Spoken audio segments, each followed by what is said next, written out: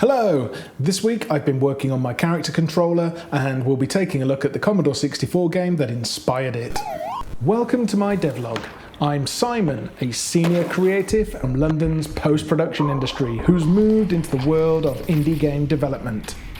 These devlogs discuss the systems I use and the thinking behind them. So right now it's January 2026 and my last video reached an enormous amount of views, so I've got to send a big thanks to YouTube. 8 billion people on the planet and they managed to find 20. So for the past 7 or 8 days I've been working on a character controller. This is for my sequel to the original game Combat Search Rescue, which is available for MetaQuest VR headsets. The sequel isn't necessarily going to be a sequel in genre or even a sequel in narrative, but it's going to be a technical sequel, so I'm updating the kind of movements that I use in the game and some of the systems, like I'm going to update the object pool and I'm going to have a save system, make it a bit more open world. And this is a massive upgrade to the first game, because the first game was just a side-scrolling shooter and you didn't have any control of where you could go. You were on a conveyor belt, basically. The artwork is just temporary. These are placeholders, and I'm going to do all the proper artwork towards the end of the project once I've finished all the systems. So I've used arrows just so you can see which way they're pointing. The controls, let's take a look at them. You can fly around, as you can see, and then you can turn around and fly that way. And you can also stop and fly backwards, and then you can even land. And then you can drive along the floor either way. You can drive backwards, and if you push it a little bit harder, you can turn around. And this time you can even get out of the vehicle and have a wander around. And this is what's going to make the game a little bit more like open world and a bit more interesting. Now, the controls are inspired by a Commodore 64 game from 1985 called Drop Zone.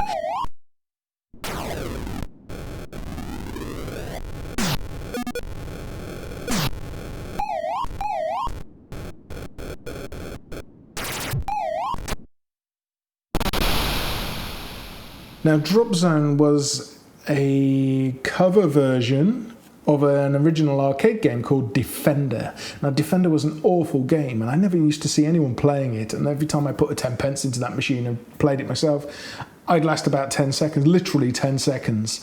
So it wasn't a very good game, but like all cover versions, there's no point doing a cover version unless you do it better, and the person that did Drop Zone really did make an improvement, and the game was much better experience for that. And you can see you can fly around and you have to pick up these little things and take them back to base. And this is kind of where my sequel's going. Not necessarily going to be exact, but definitely that kind of movement. So let's take a look at how this works. Originally, I'd made a lot of code to do something very simple. When the vehicle took off and flew, when it got to about the last 35% of this half of the screen, it would scroll. And then you could turn around and you would move, but then when you got to this side of the screen, you would then start to push the screen that way.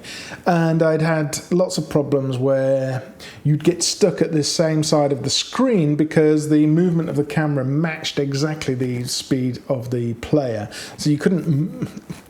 It looked like you weren't moving and you got stuck at the edge of the screen. And I wanted to be the ability to fly left and right within that movement. So after 3 or 4 days of faffing with the code, I decided to try out configurable joints inside Unity. Now, a configurable joint is for taking one physics object and connecting it to another and then giving it some sort of freedom. So I've attached my object and it moves the camera. And then when you jump off, the camera then attaches to the player and it follows that instead.